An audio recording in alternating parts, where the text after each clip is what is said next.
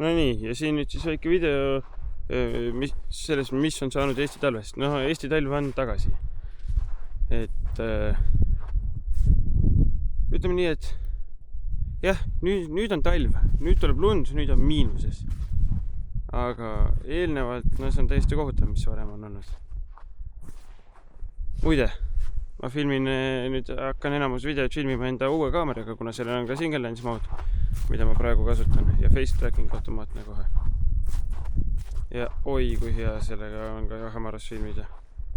Valgus on siin jube sitt, aga GoPro'ga oleks kõik pilt peaaegu must. Aga sellega on nii hea. Teeksingi kohe ka ühe pildi. Ma saan kasutada kohe filmimisaeg teha pilti. Nii. Aga jah, nüüd siin ilusti sajab, nagu näha on, ja siin on niimoodi.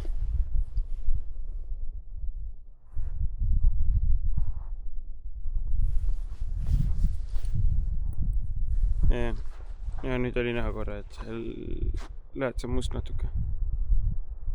Nii, kas keegi tuleb või tuul tõuseb? Ei tea. Aga ei, kuule, nüüd on super. Jõulud on küll läbi, aga jess, raisk, vabandust väljenduse pärast natuke.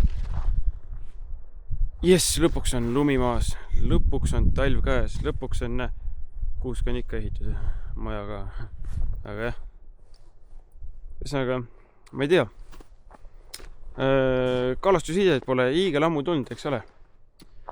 Teate, varsti tuleb.